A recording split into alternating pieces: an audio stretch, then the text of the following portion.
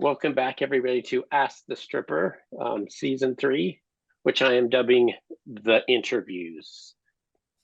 Yes, we're going to be interviewing all the strippers, including the beautiful Carson City that I work with, Hey. who's a dancer in Salt Lake City. We're going to be asking her some questions. I'm so excited to have you on. I've known you for several years now and worked with you for several years. And you're just super talented and funny, and I love you so much. And I'm so happy you're here to be interviewed. Thanks for having me. I'm super excited to be here. And just as you said, I'm talented. I look at you in the same eyes. I think you're super talented as well. And I try Thank to you. emulate my tactics off of your presence. Oh, thank you. You're so sweet. I wouldn't Welcome. emulate all of them because they're not all good, but I mean, get it. depends on the eyes of the perceiver, right? Yeah, for sure, for sure. To each their own. But so Dylan's gonna have our questions since I forgot to grab my laptop. So Dylan, what's the first question we have for Carson? The first one is, how did you get into stripping? That's a really funny story to me, at least, because I took like maybe one pole fitness exotic class and bought some heels, and then I was like, I should get paid for this. I'm good enough. I should just go get paid for to do this. And so I just walked right into trails and auditioned. Unfortunately, I didn't get the job, but then I went over to a different club. And they hired me right on the spot. They kind of told me I didn't have any rhythm, which I thought was pretty funny. But yeah, The club, like the club did, or like which club said that? it was Exotic Kitty. Yeah. Okay. Yeah, I was told I We can have think no about it. rhythm. But I It's just up was to you. curious. But I didn't know that. If you had told me that, I completely forgot that you had auditioned to Trails and not gotten it. I did not know that. Yeah. That is Yeah. wild because you are so Yeah. talented. But when people are new, it's just, yeah, you don't necessarily have all the skills yet, but I feel I like I like was to too give pole up. fitness. No, What? why? I said I think I was too much pole fitness than stripper at the time, which Yeah, makes people sense. think they're the same thing, and they're Mm-mm. definitely not. No, they are two totally different styles of movement and seduction, and they're just, And they're both meant, I think, to entertain and be creative, right? yeah, But definitely. one's geared towards making money, right? I think I think one is more geared toward the art of seduction because Yeah. it's like Russian exotic is way more, which is like what all those pole fitness girlies are doing, is um a lot more of like the tricks mixed in with your own like sexual energy that you're putting out because you're wearing like the clothes, the heels, whereas stripping is I have an objective and it's how well can I get to that objective with being like the most seductive temptress that I can be. It's not Yeah. And you have necessarily the to movement. cater to different people all the time. Hmm. Yeah, they're very different. Yeah. Interesting. So that's wild. I didn't realize that. Sorry. I feel like I kind of interrupted. Was that the whole story about how you got started and then so you started at another club and then you ended up at Trails? How long were you at another Mhm. club? Only 3 months because my experience there was not very pleasant. Yeah. Um, and I just didn't mesh well with the girls that were there. So, Yeah. and with just some of the rules that were set at that club. So, I actually got a job at Trails as a cocktail waitress. And one of the managers at the time was like, "Why are you not dancing? I've seen you dance before." And I was like, "I didn't know I could here." And he's like, "Yeah, you just start dancing." And I was like, "Okay, cool." I love that. That's so interesting too. I love that you so if this is when people ask me about trying to become a dancer, one of the things I'd like to talk about is like, of course you want to be at like the best club there is, but you may not be ready for it, right? So I'm Yeah. usually like, shop around, like go to a few clubs in your city, kind of get word of mouth of what the best one is, where people are making the most, And then I would tell them to do exactly what you did, which is like try out. If you don't get it, go somewhere else for a month or two and then come Yeah. back. It just got a foot in the door by like cocktailing. You know what I Mm-hmm. mean? Like that's so awesome. Yeah. There's so Ew, many but, unique ways to yeah, like and get in there. just like any other industry, networking is a huge part of that. Like someone gave you an opportunity, you know what I mean? Someone was like, hey, I know Yeah. you dance here, and you were like, oh, that's great. And so much of that, like everyone needs someone to like help facilitate and network for them to like get it's a tough business sometimes to get into these positions you want. Definitely, especially in like stripping, there's not like a teacher or a mentor. Like, there's No. not a lot of girls who are like, "Oh yeah, I dance. I know a way in." It's very like you figure it out yourself or Yeah, you just there's some stop. gatekeeping, right? There's some gatekeeping, I feel Hmm. like, for sure. I've tried Definitely. I've tried personally not to do much of that because I had such a hard first year. I'll never let go of how difficult that first year was. And so like for me, it just feels like a pay it forward moment for me to be like anyone I could help at all in how difficult that first year is, even though I was also loving it and making lots of money, I would love to help them like navigate that. Um, Yeah. but yeah, it is interesting Yeah. how industry works. I can also relate to the hard first year because I was bullied at Exotic Kitty by the girls, and then I came to Trails, and unfortunately, that was also happening. So like I felt really isolated my whole first year. So I try to do the same thing where I'm like, yeah, let me just help you, just so you don't have people hate you. Let me just help you out a little Yeah, bit. but I remember a nice dancer trying to like correct me once Hmm. when I first came to Trails. And I remember I got really defensive. And now I feel really bad because I'm like, she was really trying to help me. And I kind of have felt the same thing where, like, unless someone comes to me asking for anything from me, I'm hesitant to like come at them about anything because I like know that it just feels like you're getting it from every direction and like you're being bullied. Yeah. And my joke, it's not a joke, but I kind of say like I got bullied out of my first club, and people are like, really? That doesn't seem like that would happen to you. And I'm like, hell yeah, I got bullied the fuck out of there until I quit. Like I didn't get fired, I just was bullied until I left. And later I had a Yeah. manager come in and confess to me that it's because I was doing so well and I made so much money there. I was making like multiple times what other people were making there. And so he was like, that's why you were treated that way. And I was like, that's fucked up because even management at that first club bullied me. But later he said that's because they knew you were better than the club and they didn't want Yeah. you to leave. And so they made Yeah. sure like make you feel like you were never good enough to go anywhere else. They were And trapping you. that theme for women is not just in stripping and it's not just in work. It's like a prevalent theme. Oh yeah, And it's fun. definitely. It's super fucked. We have come a long way as women, but we still have like so far to go. Yeah. And just also just not seeing other women as competition because I relate so hard to that. And my management told me the same thing. And it's like I didn't know any better. This is my first time ever doing this. I'm sorry, I'm so talented. You're so talented. But also I was genuinely an asshole my first like year too, because Yeah. there's and I think I've talked about this on this podcast, is that like there's nuanced etiquette that you just don't know. Hmm.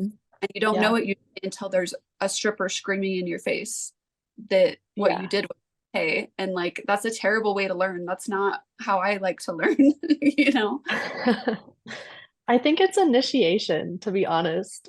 Like, especially in Yeah. this industry, it's like no one's going to tell you the rules because it's like that one card game where you can't talk about the rules until you play it and you learn the rules. Do you know what card game I'm talking about?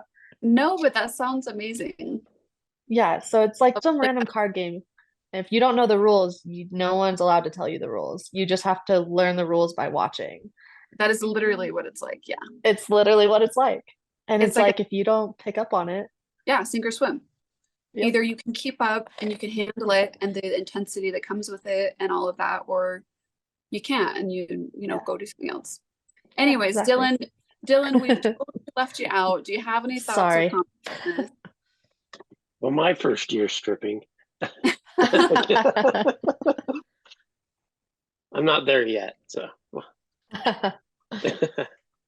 Okay. Do you want to go to the next question? Yeah. I thought I had something there, but it escaped me when I was trying to be funny. Damn it. Don't you hate that? I should just stop trying to be funny. It doesn't work. How long have I you wouldn't been say that. dancing?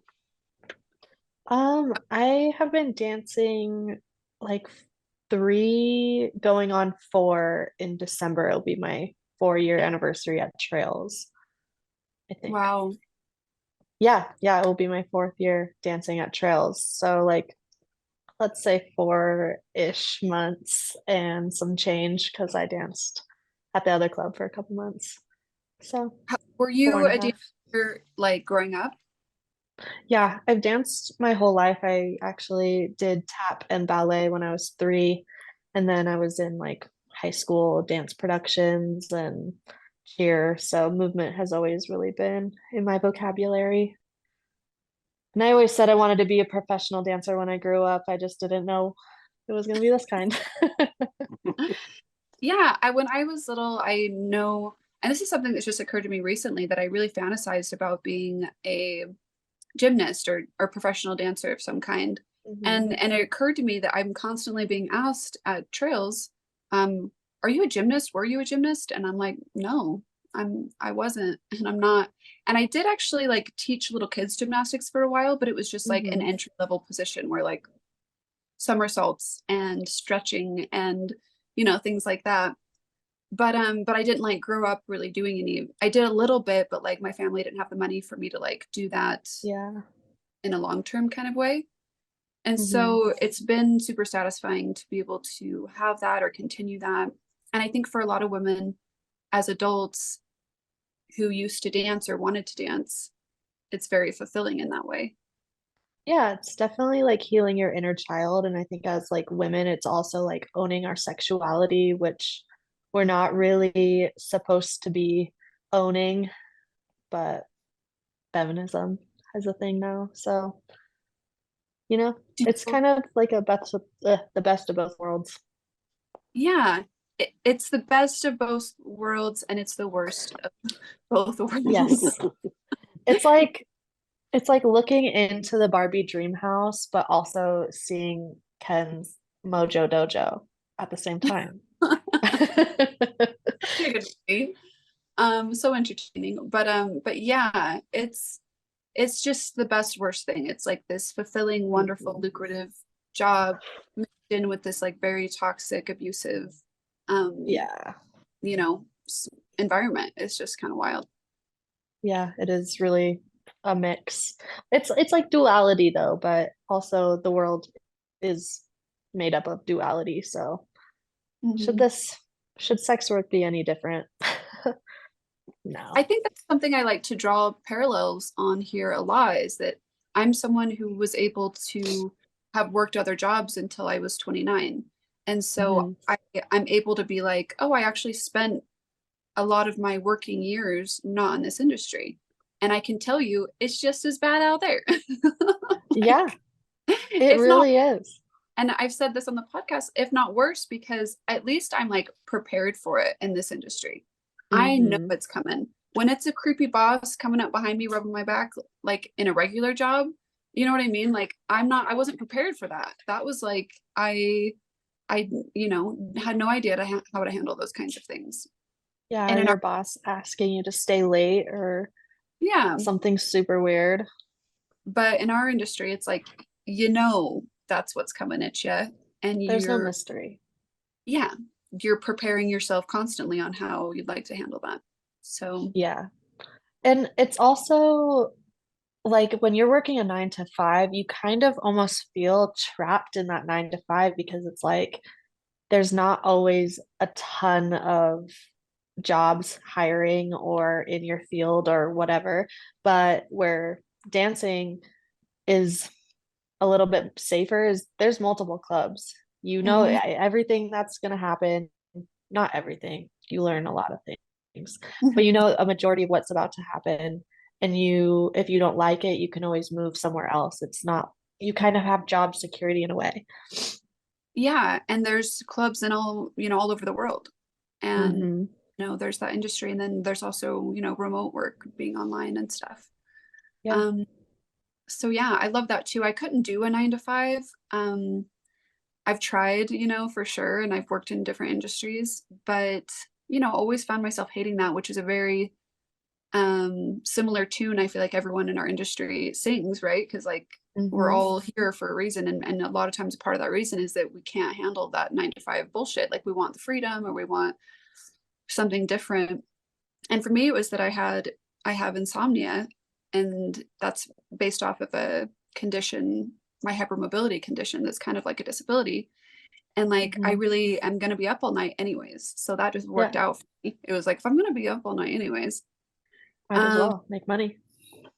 yeah, yeah, but yeah, so I do think it's interesting how it attracts people who have to think outside the box.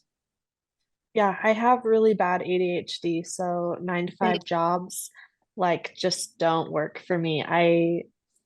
They just don't work. I try to do office jobs and I am too much of like a busybody. I need the variety. And also I want to be able to take time off whenever I want. The best So, thing, it really is. um yeah, that actually reminds me of one of the questions we're going to ask later, so I'm going to see, Dylan, what's our next question? What is your craziest story? um, I think my craziest story doesn't involve any customers, which there are like a few weird stories, but I think I've been pretty lucky in um my experiences at the club. They haven't really been too crazy. But at my first club, and OnlyFans started like becoming a new age thing. Everyone wanted to do that. And they kept telling us that we weren't allowed to have OnlyFans because porn's illegal in Utah and the club can get shut down and you can lose your license and all these things. And so there was this one dancer who was being extremely aggressive to me. And me being like a problem solver, I am, I went up to her and I was like, hey, did I like do anything? Like, if there's any etiquette or something that I'm missing, like, will you let me know? And she just like kind of shoves me a little bit and walks past me. And I'm like, okay. And so later that night, she's in the back just screaming about how um like slutty girls with OnlyFans are and like just pretty much degrading anyone who wanted to have an OnlyFans. And I just like look at her and I was like, "You're not talking about me, are you?" And she's like, "Yeah, I am." And I was like, "What? What?" I was like, "What? What? What?"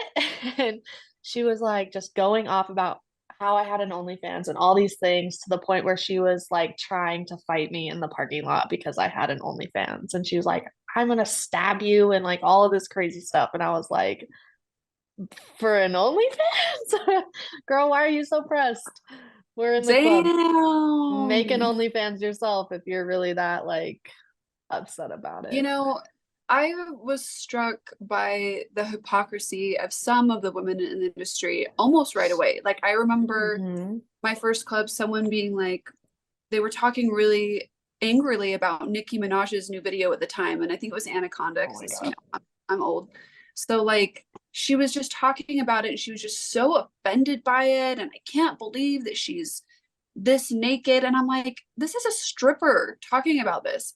And since then I've just watched a lot of women in the industry, yeah, like hate on celebrities for doing this or that, or people who have OnlyFans, or you know I when I talk about sex work, I'll kind of say like full service sex work, but I don't Hmm. know if that's like correct, like politically correct how I'm saying it. It's just kind of like how I say it, because I don't know a better way to say it.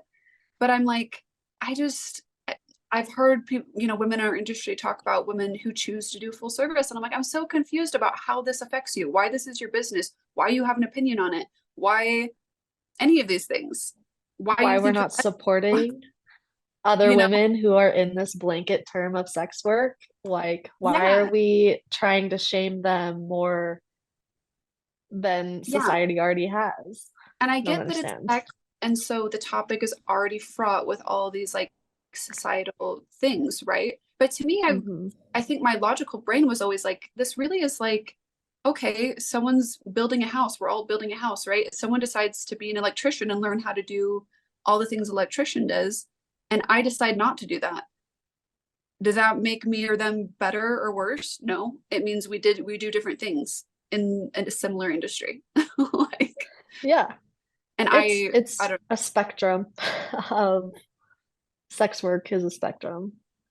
There's no yeah. like black or white. I know women who have done full service. So do you call it that too? Am I saying it? Um, What's a better way? Is there a better way of saying that? I am really close to someone who does full service work, and that's what they refer to it as. Oh, cool. Um, but like I said, there's so many different like levels to sex work. It's like you could be someone who does partial for full service, like Mhm. you're not fully going to home base, but you're at least getting to one or two of them, you know? Yeah. Yeah. Yeah. Like, And it's just funny to me because, yeah, I have friends outside of the industry that are like much sluttier, air quotes, than the women I know in the industry who are full service. I'm like, why are you judging these women? Like, it's wild. I think it's like their own inner like misogyny. I'm saying that right. I think it's been like stigmatized that if you're gonna get paid to like have sex with someone or do full service work, like you're dirty and you're gross and you automatically have like all these STDs. Like I think it's kind of like that's the thought, but in reality, sex workers have to get tested. Like if they're Yeah. doing full service, they get tested weekly and they're very clean, they're educated, they like can talk you through like experiences that like a lot of times I was watching a video of this one sex worker and she was like, I deal with first timers all the time and they don't even know what they want. They saw some porno and they were like, I want to do this. And they're like, whoa, let's actually like talk about it. It's like more education based, whereas society's trying to keep us dumb, especially with like sex Mhm. work in general. Yeah, like So I they're a think it's, professional. Like yeah, I don't I think I've said this. Dylan, let me know if I've said this before, but like I haven't had a threesome, but I know that if I wanted to have a threesome, I would hire a professional yeah. because that's someone who is more aware of what that feels like and the things that might come up and the boundaries that might be helpful or I don't fucking know. I'm Yeah, all pretty, the things. I haven't done that, but like I know that if I did decide to do that, that's the way. If you want anything done well, you go to a fucking professional, Yeah. Yeah. right? Why not? There's literally sexologists who can like help you discover like what your kinks are and just like how to safely do Okay, that. that was kind of fun actually.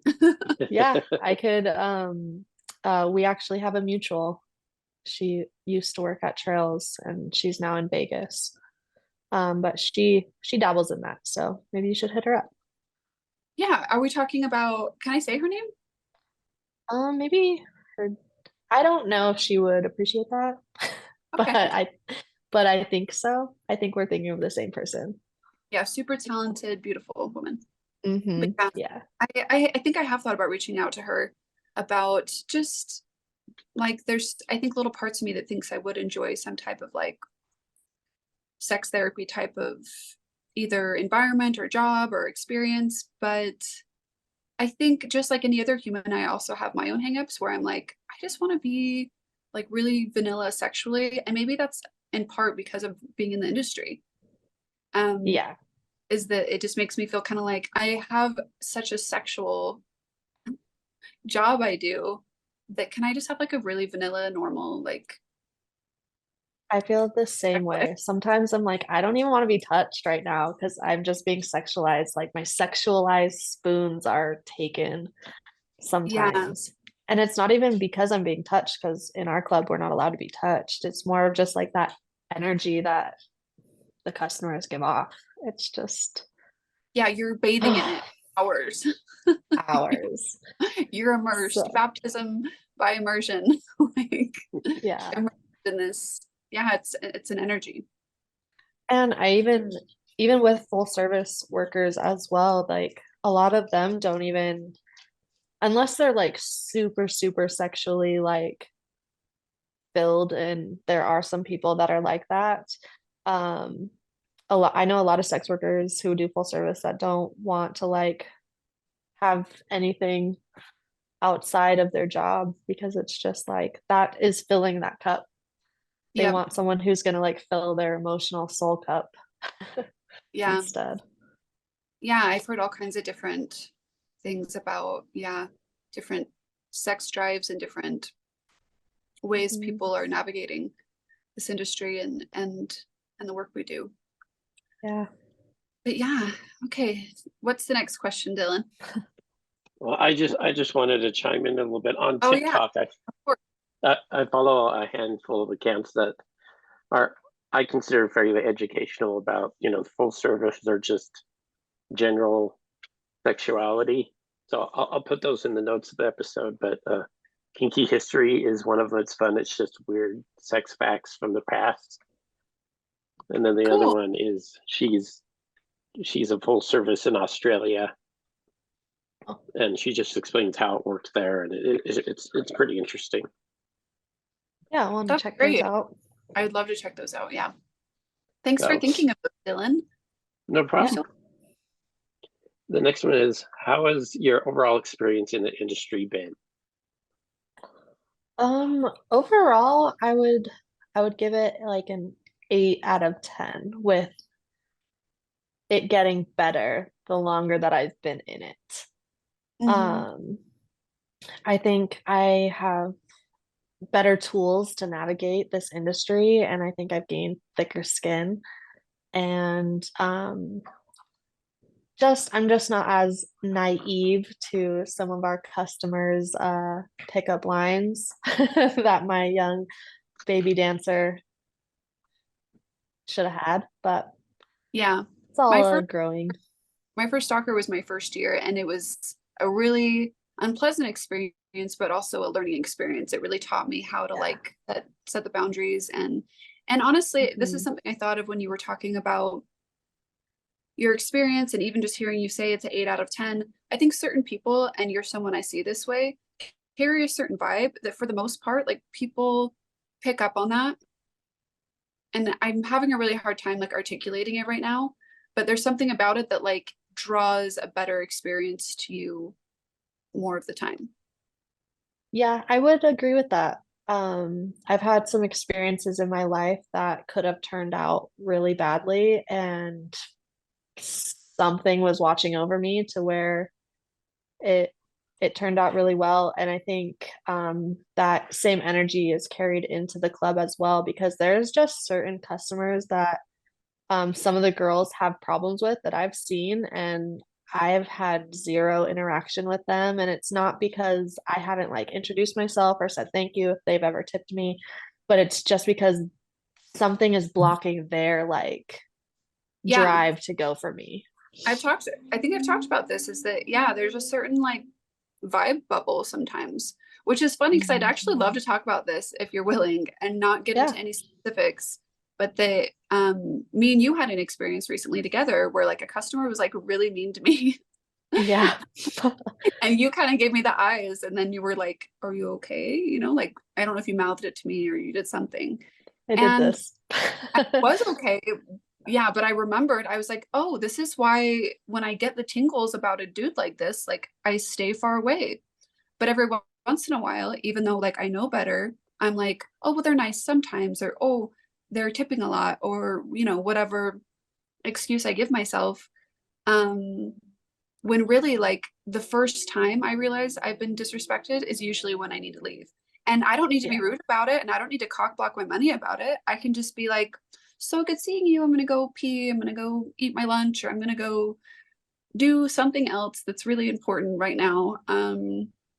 Yeah. But I think you handled that situation really well.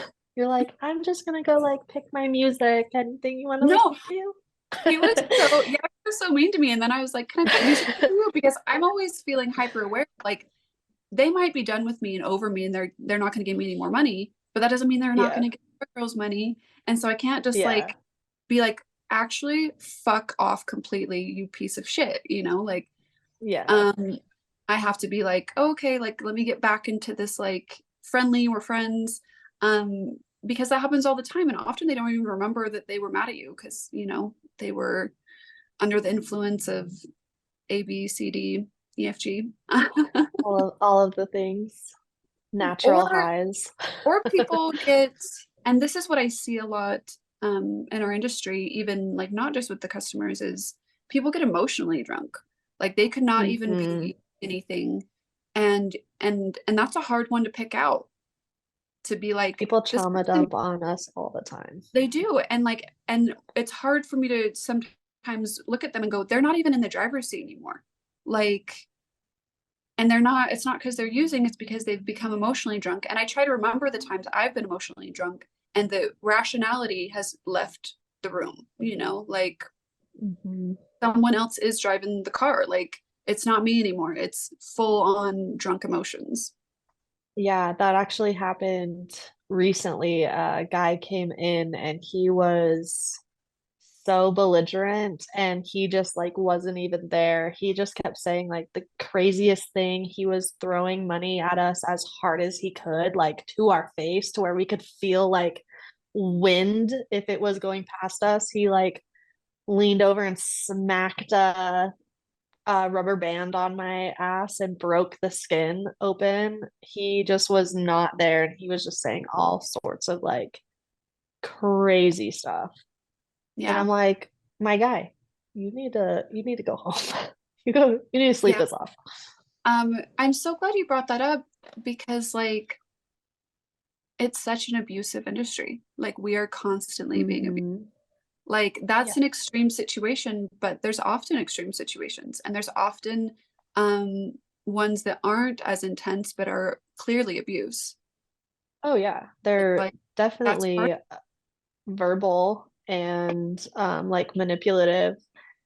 Um of gaslight. and Um, gaslighting.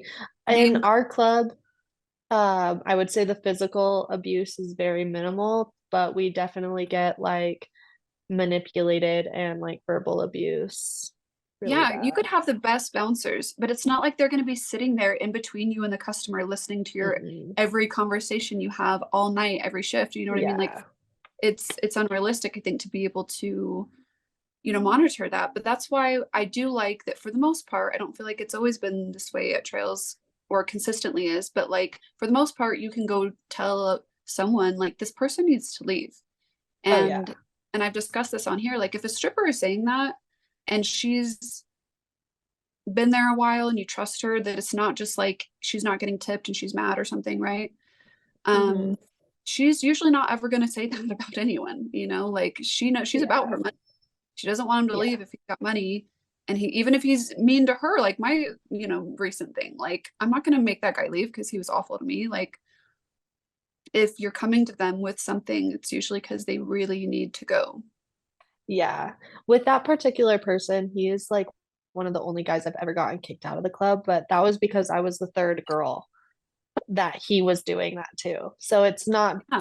just that he was tipping, it was like he had money, but he was trying to use that money as a weapon instead of like a respectful gesture of our art. Yeah. Like what did he think? That there was like, he's at like an amusement park where they gauge like how fast you can throw, like, and he's gonna see how many miles per hour this money is going. Like, what the actual fuck? I Like, don't unless know. meaning to be aggressive and hurtful, like, what is? I don't mind a little, like, I just gave you $100 and it goes pop on your butt, right? Give me a paper cut. I don't care, but Yeah. like, don't aggressively throw money at anyone ever. No. No, and I think it's also part of the fun because like sometimes who doesn't like a good spank with money? Who doesn't Mhm. like that?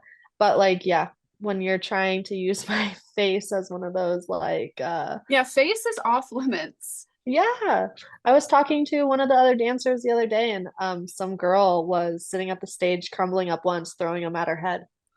And she was like, I want to pop off on this girl so bad. Which So I real. it's crazy. It's crazy how much like projection is on us. Because I'm pretty sure that guy probably just got broken up with by his mediocre girlfriend, and like he was upset about it and didn't give a fuck about anything regards to Yeah. anyone. Yeah, most people are at a bar for reasons that, you know, are like sad or they're hurt, angry, upset, they're stressed, like they don't, Yeah. bars aren't necessarily places that attract people that are like living their best, in that moment. I mean, not that they don't too, like some people just come in and aren't like that.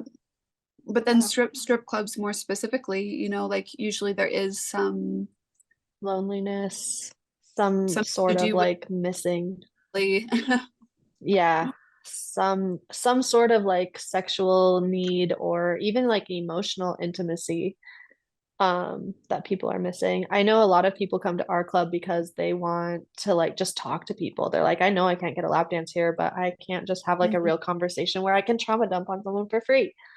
Mhm.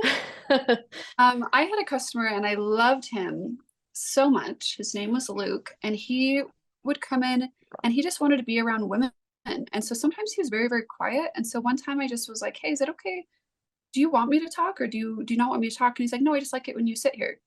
And like there's something about that. Like even like when my daughter's here and we're not engaging, but she's here, it means something to me than when she's not here. You know what I mean? Like It's a I think love it's like language. that. It's nice to be around people and not feel so isolated and alone. Yeah, it's kind of like 100%. it's Yeah. I relate it to my cats. Like cats like to hang around people, but they don't necessarily always want to be on top of you or be even involved. They're like, I just want to observe. Just want to chill.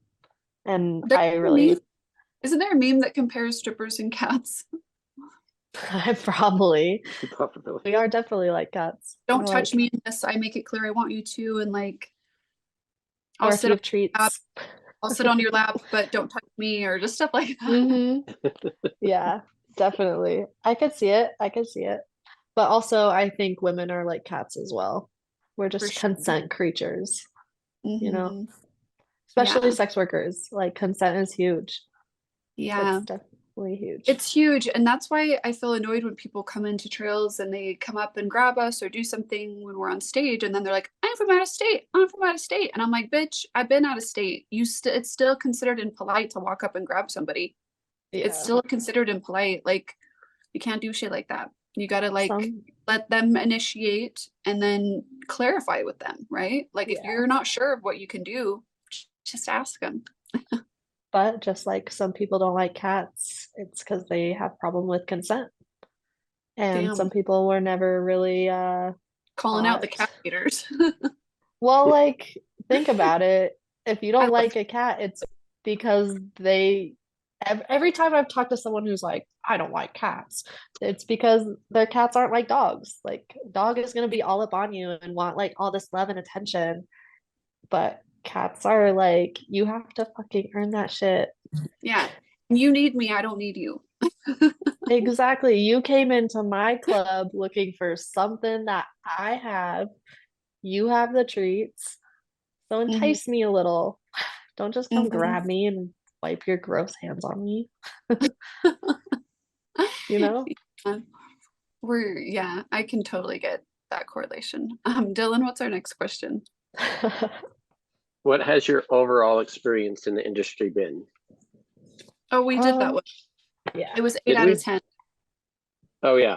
Okay. I liked that. I liked that you're having an overall positive experience. I felt the same way. Yeah, I think I've danced out of state. I've danced in Utah. I feel like you said, I just kind of attract like-minded people with like certain energies. I also set that intention when I go into my workplace of like I want to attract people who want to have like deep, meaningful conversations and who can like bring something with them when they leave, not just like this is a sexual thing I need to get off. Yeah, I really want to bring value to anyone I interact with. Like that's Yeah. important. I mean, it feels good. Like that's my aim Yeah. and that's my goal. And I want to be attracted to people who want that. And that yes, there's a reciprocal thing happening, whether it's money or there's some people who don't tip a lot that I just really enjoy. So like I'll sit with Yeah. them because I'm just like, you make my night better because you're lovely to interact with. Yeah, your safe little anchor. Yeah, yeah. There's something else I was gonna say about that, but I think I lost it. Oh, I was gonna say, and I think I've, shared similar sentiments on this show before, but just that like I'd really just rather a slow night where I don't make a lot of money than attract some fucking crazy chaos that's like Yeah. it's gonna take me forever to recover from and like, you know, Yeah. I'd rather no one than bring in people that are just the lowest common denominator. Quality over quantity. Quality, yeah, quality all day. I think all of us agree that it's like, just give me a couple good ones and that's it. I don't even care. Most of us don't care if the club's full, which is probably not a great way. There could be more cohesion, I think, in that would make the club more money if, we had some incentive for bringing bodies in, right? If you Yes. got a cut of the door or something like that, right? But for us, our incentive is like, I don't want to deal with a whole bunch of people who aren't tipping me. I'd rather you just give me like one or two that are tipping great. And that's usually how Yeah. it works. We're making majority of our money off of like just a couple people usually. It's never like, I mean, very rarely it feels like that it's like everyone tipping, right? Hasn't been like that in a really long time. Probably like the last year, 2 years, it hasn't really been quantity and quality. It's definitely been um slowing down in that way. That's mostly why I don't work weekends. It's because I don't want to deal with that type of energy at all Yeah. for And $100. that leads to us really catering to these people. And that's part of, I think, Mhm. why we're seeing more of that is Yeah. like if you give us an incentive to cater to everyone, by like, oh, we want everyone to leave having had a really good time because, like I said, we're getting a cut somehow. Yeah. But when you incentivize the way we're incentivized, all we want to do is cater to the people that are paying all the bills, right? Like they're And the we people, are. and we are, which is fun, I think, for them, but it's not so fun for everyone else who comes in because you walk in and our high rollers have got 6 girls sitting with them, and you come in with your, $50 you want to spend, and you're like, oh, this is how this works.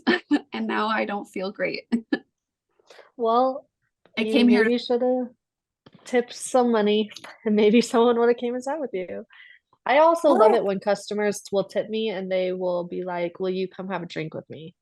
Like yeah, I really appreciate that because it makes it feel like an invitation instead of me having to like walk up and do that stripper shuffle over to you and be like, "Thanks for tipping me. Can I sit I, here?" yeah, I tell customers all the time, I'm like, if you like someone, just go ask them if you can buy them a drink. I'm like, it's that Mhm. easy. It's They might be busy. They might have other people that they are needing to cater to right now that either have more money or got there before you, someone they've known a long time, someone whatever, right? But typically you ask and they'll let you know, like, oh, I can't right now, but I will later. And also I really try to encourage all the time, like, come in earlier then.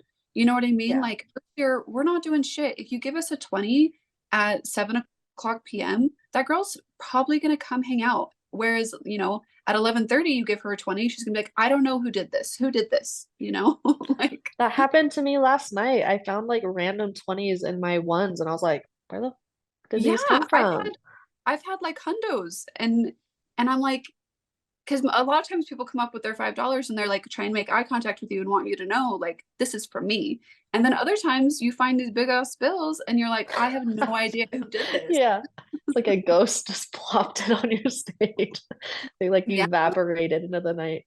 They avoid eye contact with you the rest of the but day. the best, right? It's not the best. Hmm. I had one guy who was eyeing me one time and it was dead. It was during the day, and I've taken to asking for tips because like that works for me. I typically will ask if they're not tipping. I'll wait till like the second song, and then I'll be like, hey, did you want to tip me? Will you tip me? I've got a bag full of ways to ask based on what they look like or what I think their vibe is or ways I can ask for a tip, right? So I did one of those, and the guy, he was like, "Oh," like it just dawned on him. And then he handed me a 50 and then he left. And I was like, that's all I want. Yep. Watch me dance, Ideal. it, put a big bill down and leave. Yeah, it was ideal. The best is when you think they're not gonna tip you, and so you're just like chatting with them the whole time, and then you're like, "So can I have like a tip for my time?" And they're like, $100. I'm And like, it was, "Sweet." and you're like, God damn, if I hadn't asked, would they have even done it? And you're like, No. holy shit, that's so weird. And then like I've done things like one time this guy was leaving and it doesn't always work, but I loved the first time this worked. But he's leaving and he had a handful of big bills in his hand and I hug him and I'm like, it was good to see you. And then I was like, hey, are those for me? And he was like, Yeah. oh yeah, sure. And I was like, well, I figured you had it here to spend. And I'm like, Yeah. so I was just assuming that was for me. And he handed it to me. And I was like, yes, that was a good interaction. I I'm liked gonna that try that. interaction. I'm gonna try that. Well, to me, it is frustrating because if I come to the club, I bring out the amount of cash I want to spend. You Yeah, know what I mean? but not Um, all the customers are like that. Some of them like to just put $100 bill on top of their ones and then give you $3 at a time. But they're putting that money there to bait you. yeah, Whack.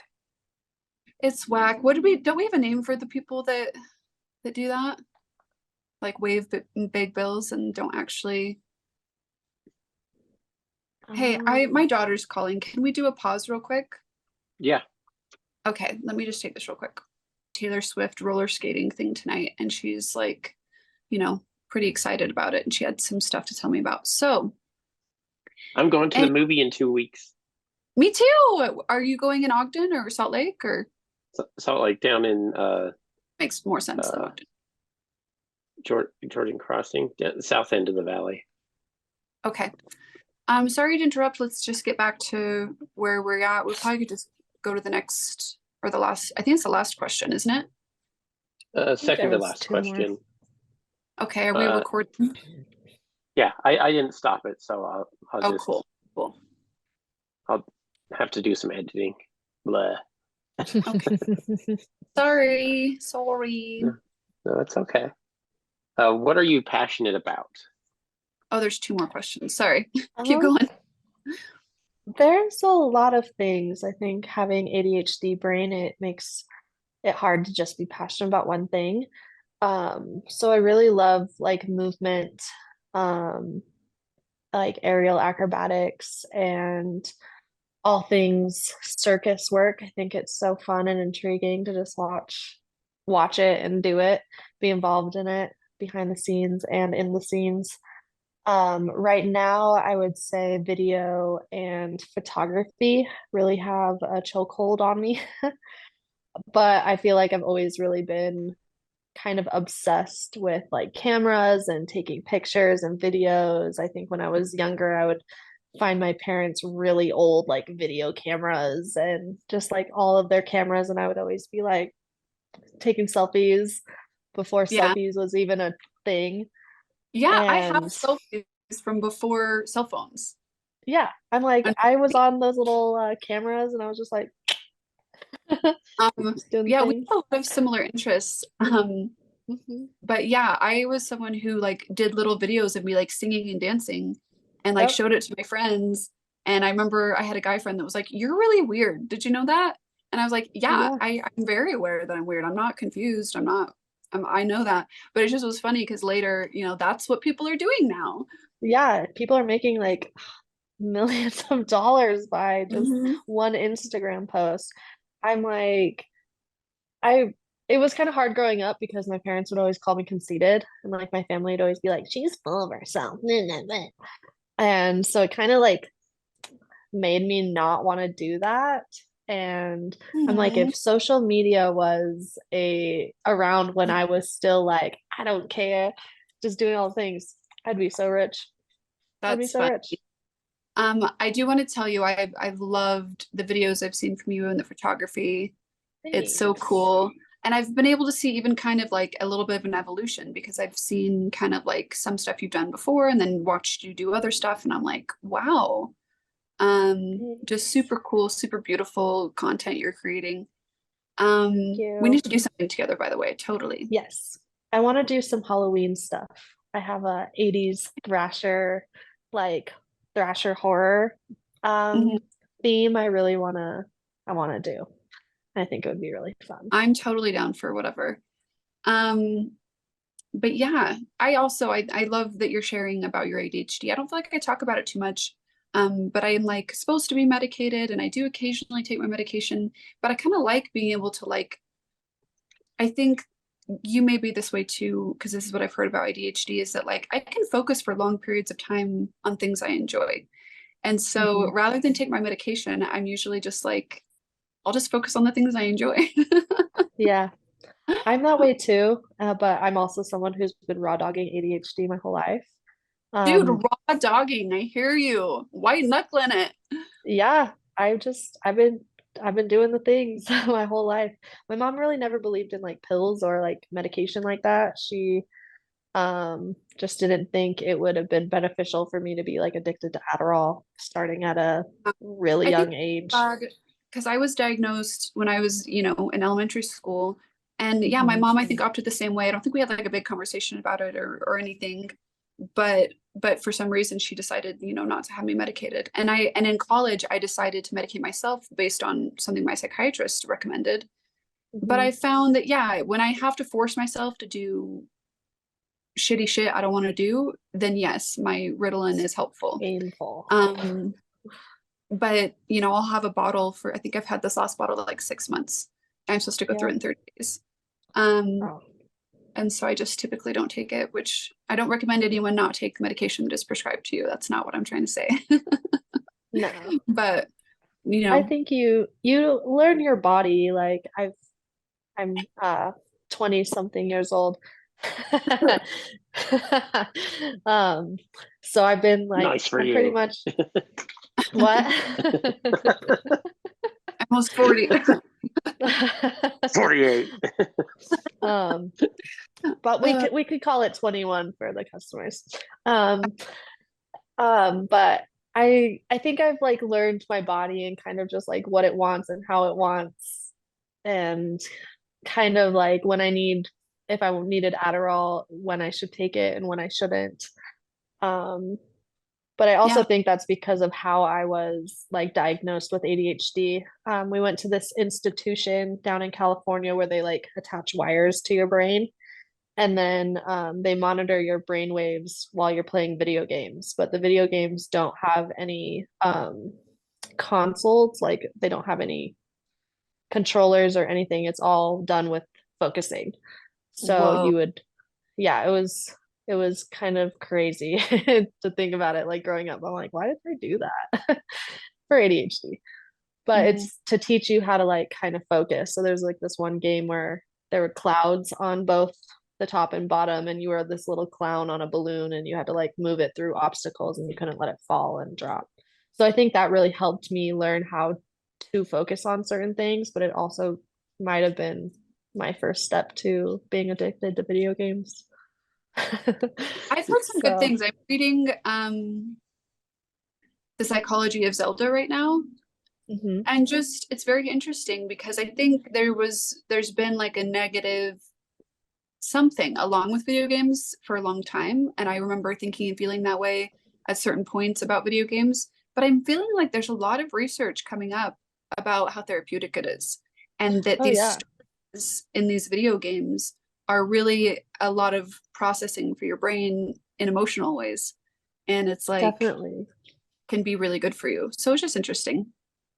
Definitely. I think video games in moderation are like really helpful because it's giving you an objective where you don't have to like think of anything, but it's also throwing like obstacles at you to where it captures your ADHD brain enough because you have different challenges within while you're trying to get to a destination. So it's easy to spend like hours just trying to beat this one objective, Yeah. but I think that's I cool. think Like it's I'm not helpful. super into them, but I did used to be really into Zelda when I was younger. And actually, I do feel like Zelda got me through some really dark times in my um, young teenage years.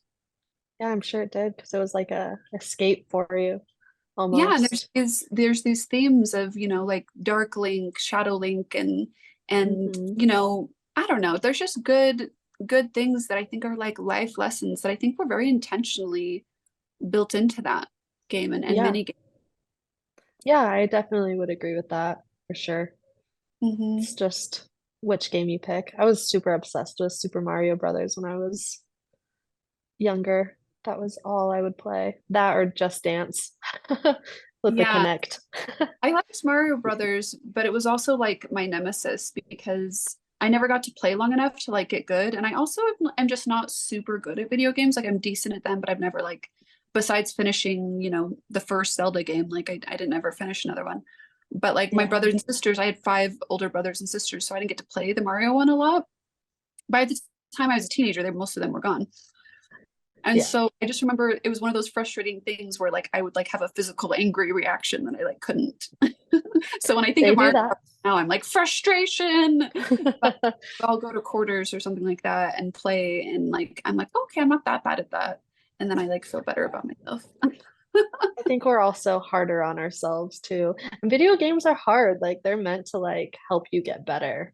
Hmm. Like I used to rage quit all the time. I still rage quit Age sometimes. quit. Totally.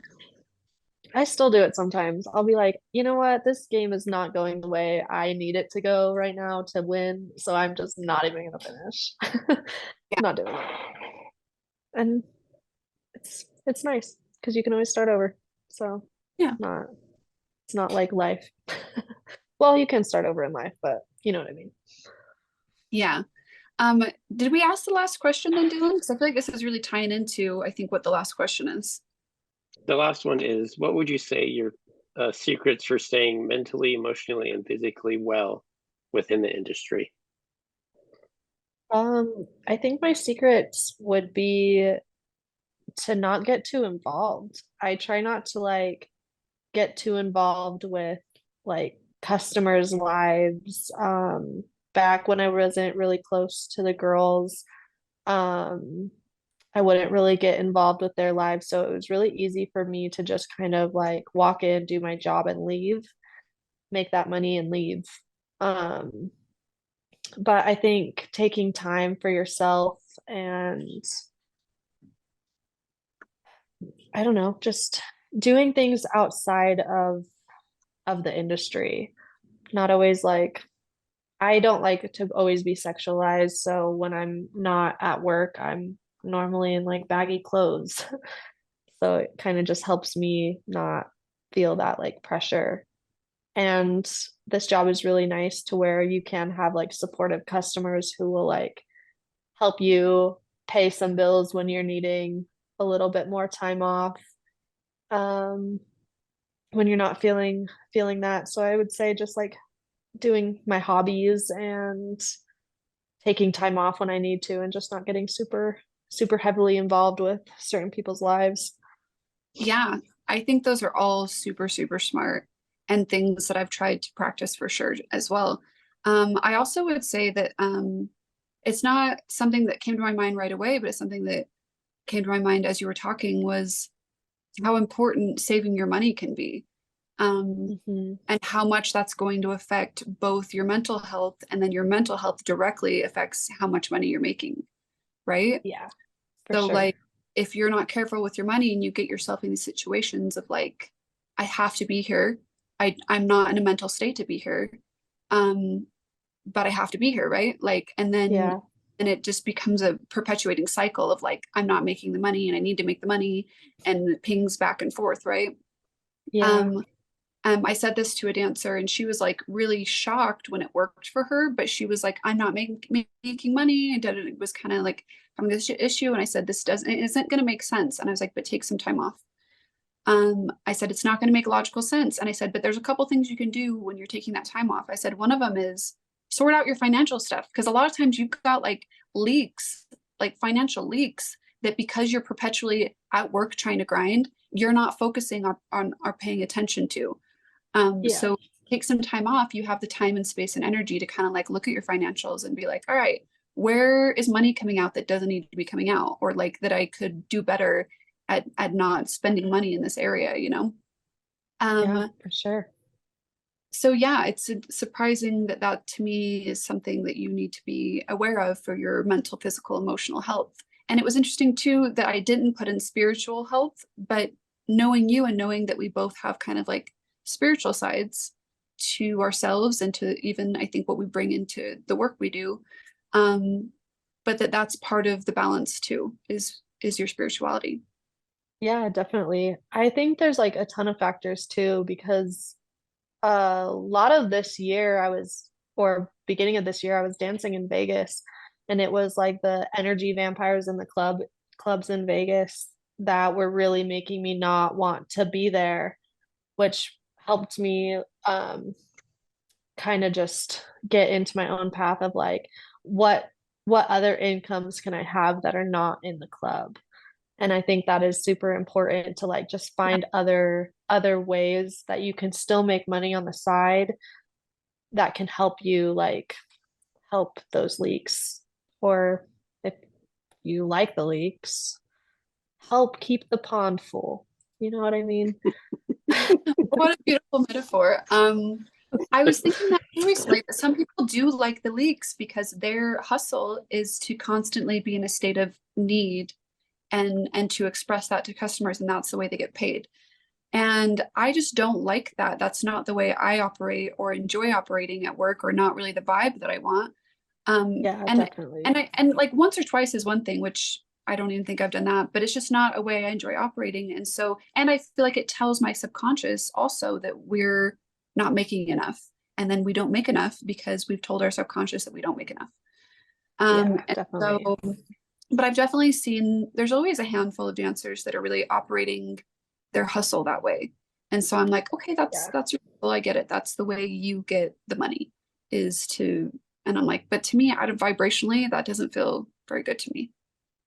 I can relate to why they're doing it because when I first was getting into sex work, it was an easy way to do things because and unfortunately it's like a manipulative way And it works, to kind of you know? So you're it like, it's works. fake. It kind of plays on men's savior complexes because society has taught them to be the breadwinner and to save women from their financial burdens. And so it kind of just plays on that like instinctual thing that's inside of them that like, oh, Mhm. this damsel in distress, let me help her. You know what I mean? But Yeah, as that's it.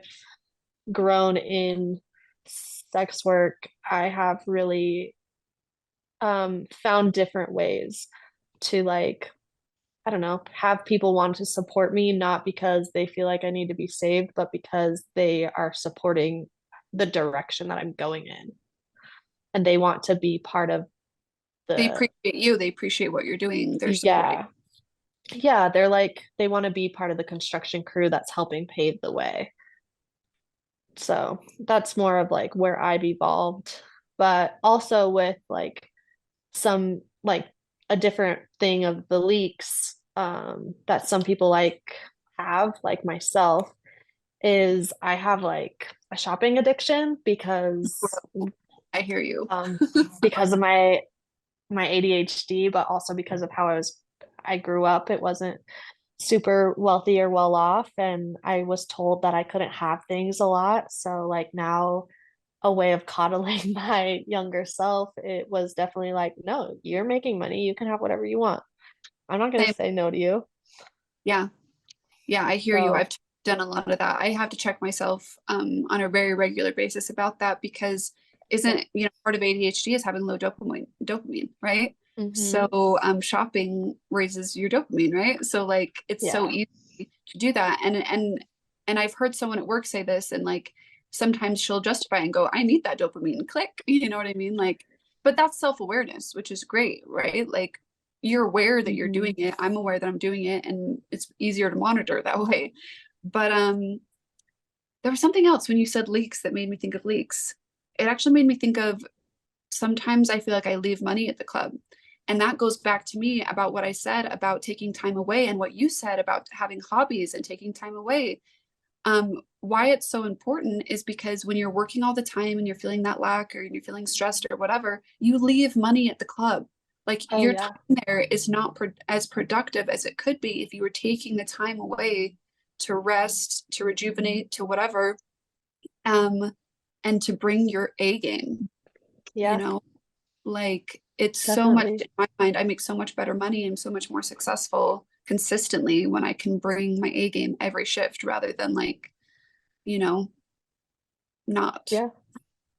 Yeah, it's when you're feeling socially drained, especially in our club where it is a lot more like communication based. Like that's where you make your money is by talking to people instead of selling dances. If you're not feeling like you want to talk to anyone, like they're not, you haven't given them a reason to want to tip you. Like your dancing I isn't do, always enough, especially when you're on stage and you're just like, I don't want to be up here. and people You know? can feel it. They Yeah. see it on your face. They read it in your body Mhm. language. They read it in your energy. They read it in your voice when you talk to them.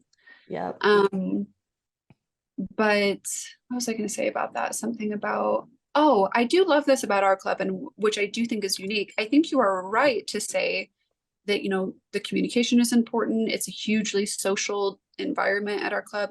But I also would say that I like and appreciate that when I'm not feeling that, I can still go make an all right amount of money Yeah, for just my day. definitely.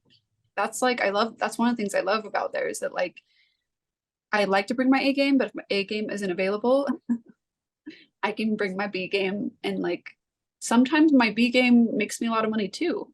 It's weird. Yeah. Sometimes it's just like the energy of the crowd, you know. Sometimes it's you and sometimes it's just the collective. You never really know which one you're gonna get. Yeah. Also We sometimes when you're not on your, sorry, what were you saying? go ahead. Oh, sometimes when you're not on your A game, we have our fellow dancers who might be on their A game and they're like, hey, I see that you're not fully there, but I know that when you're on your A game, you're also looking out for me. So I'm going to look out for you too, which Yeah. is really unique, I think, in our Yeah. club as well. You know, there's problems at our club, right? And there's problems everywhere, but yeah, the camaraderie I feel like at our club is very special. Yeah. Um, and it's something that when I've been to other clubs and I try to bring, I think people are often like surprised that I'm like, I'm always going to Trying to try to get help. if I can get you tipped, I'm getting you tipped, you know? Yeah. Like if I have it in me to get you tipped, I will. If I Um, can bring two dancers into this lap dance, we're doing it together. You yeah. know? Um, but yeah, I do love that about our club. And I do think that's why it's so important for us to keep like a good community and to build those bonds and to For sure.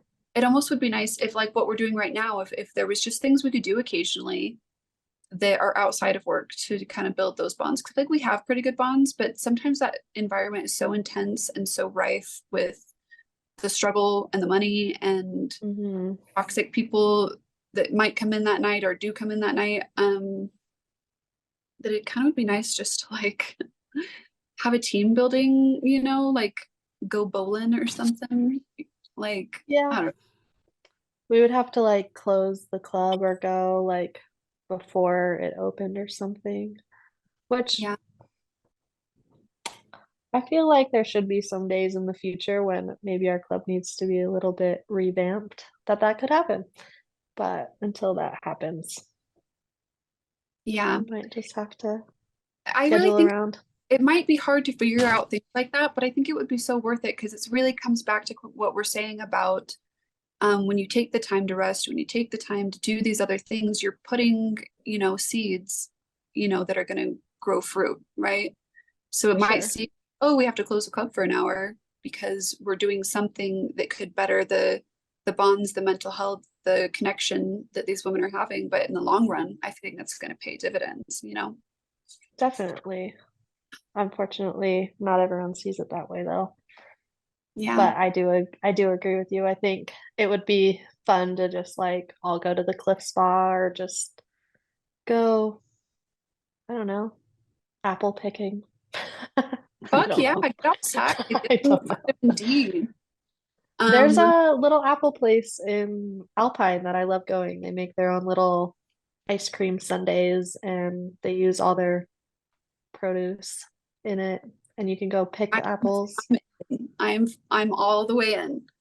I call it Um, my fuckboy spot, and I'll take you if you want to did you go. take the fuck boys? Huh? Is it because you take No, the fuck? it's like when you're wanting to be a fuckboy and you're like, yeah, let's go on a date. I know a spot. And it's like a cute little like I niche spot. totally did that in my younger days, but I mean, like, I Yeah. think I was a fuck boy because I had like little romantic spots that I'd be like, Hmm. I This really is like gonna this one. I'm get gonna take him. this one, but I really like this one. So I'm gonna take them to see which one I have a better time. Yeah. Anyways, did we cover that whole last question? Like mental health, emotional health, spiritual health? How do you maintain your spiritual health? That one's a little hard one because I feel like I've been stiff arming my spiritual health this year, but I've also had some friendship losses this year that really hurt me deeply. So I think I've been more just trying to heal in my own ways. And I think towards like now, this season of fall, I think I have been more open to like coming back into my practices. But I don't think that's been because of the club. I think I like to bring my spirituality into the club because I feel like a lot of the customers that come in are either looking for something or they just need some sort of like intimacy and something deeper than look at my ass. You know what I mean? Let me Yeah. fulfill a sexual fantasy. And it's interesting because I don't think that they know or often understand or realize that you're bringing that quality. They just know that they want to be around you. It's really interesting because I feel like I Yeah. have that too. Like it's like um, I'm holding a lot of intention for them. I'm holding a lot of love for them. I'm holding a lot of understanding and compassion, and that Yeah. feels really good.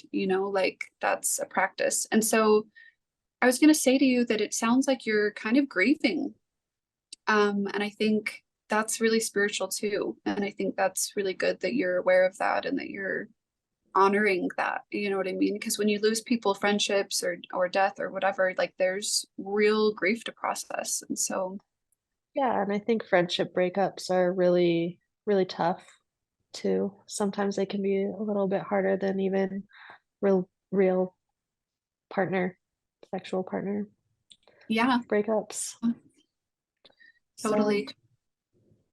But but yeah, I feel like that has something totally different than the club. The club has been feeling pretty healing in that aspect though, because it's like I can talk to a bunch of different people. I can kind of get my mind off of it, make new connections, which have been really fulfilling.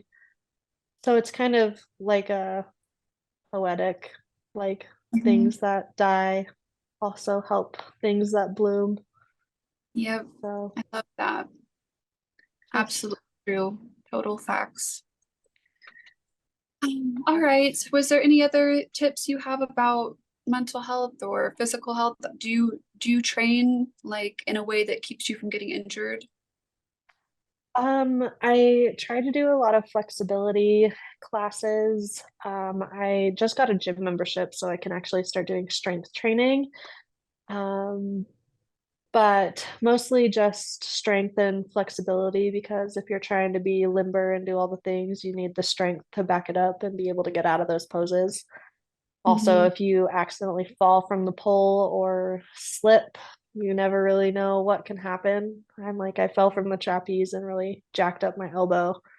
So that was a whole learning curve um, to try to navigate work and healing that. And now rehabbing that injury and also still being able to do all the things that I want to do in the club, you know? Yeah, I love that you're doing things outside of the club. I've just found that I have a lot less injuries when I'm doing some kind of practice outside of the club that helps me Yeah. maintain strength and flexibility and things like that. So I Yeah. love hearing that. My intention this season is really to like just gather as much as I can of what everyone's doing that's working for them, you Yeah. know? Start practicing, That. Yeah. adding little tips. Yes. Was there anything else you Yeah. wanted to share before we wrap it up? No, I think that's pretty much it. I've loved talking to you. I've Yeah, always it's loved been fun. you're always just a delightful person to talk to. But I'm so glad that you Thanks. come on and that you were available to come on. Dylan, did you have anything to add? Thanks for having me. No, I can't think of anything that wouldn't take us for another half an hour or whatever. Well, I think the answer to that is that we should maybe have you on again or have you come co-host or Yeah. something fun. Yeah, So I would love to. have more time together because it's fun. I like Yeah. discussing these topics, but yeah. Yeah, let's do it. We'll have to schedule some fun like content shoots, like running around.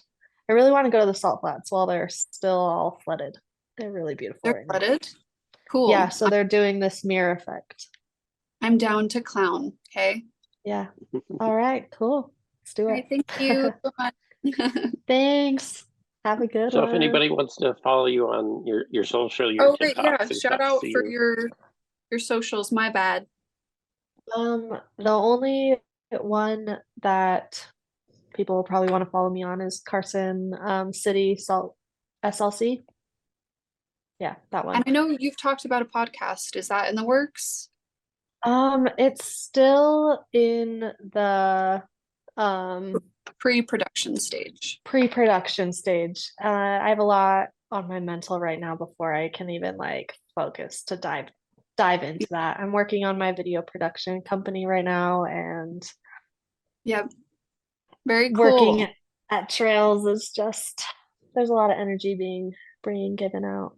But yes, eventually I'll have a podcast called You Wouldn't Believe Me If I Told You.